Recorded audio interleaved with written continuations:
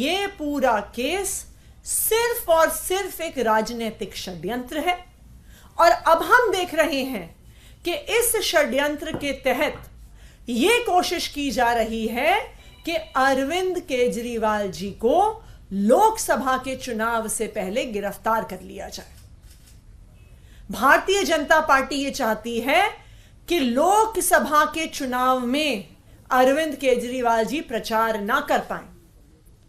यही कारण है कि जस्ट लोकसभा के चुनाव से पहले अरविंद केजरीवाल जी को समन पे समन भेजा जा रहा है, लेकिन यह नहीं बताया जा रहा कि उनको समन कर क्यों रहे हैं। क्या उन्हें एक विटनेस के तौर पे समन कर रहे हैं? क्या उन्हें एक अक्यूज्ड के तौर पे समन कर रहे हैं? क्या उन्हें दिल्ली का मुख्यमंत्री होने के नाते समन कर रहे हैं? क्या उन्हें आम आदमी पार्टी का नेशनल कन्वीनर होने के नाते समन कर रहे हैं? ये ईडी कुछ भी बताने को तैयार नहीं है। इसलिए बताने को तैयार नहीं है क्योंकि ये जो समन है और ये जो गिरफ्तार करने का इरादा है, इसका किसी भी जांच से कोई भी लेना देना नहीं है।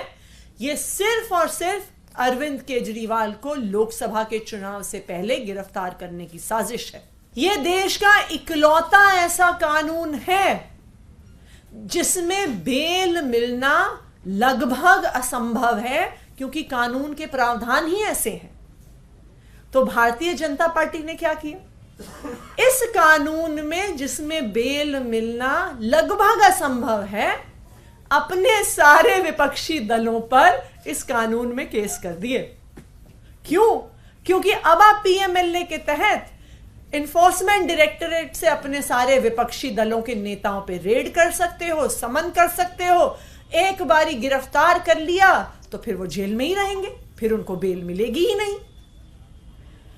आज जो पीएमएलए का प्रयोग हो रहा है, आज जो ईडी का प्रयोग हो रहा है, वो सिर्फ और सिर्फ राजनीतिक षड्यंत्र के तौर पर हो रहा है।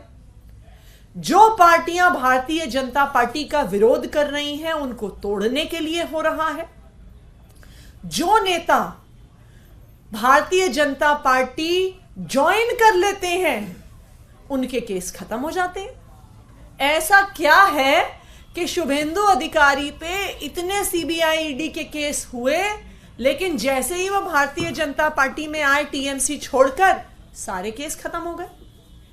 ऐसा क्या है कि हेमंत बिस्व शर्मा पे सीबीआई ईडी के इतने केस हुए, लेकिन जैसे ही वो भारतीय जनता पार्टी में आए तो सारे केस खत्म हो गए। अभी कुछ ही दिन पहले हमने उदाहरण देखा कि एनसीपी को छोड़कर छगन भुजबल और अजीत पवार भारतीय जनता पार्टी में शामिल हुए, और उसके कुछ ही दिन में ईडी ने कोर्ट के सामने कहा कि हमारे पास तो छगन भुजबल जी के खिलाफ कोई सबूत ही नहीं है, हम तो सालों से ऐसे ही केस चला रहे थे।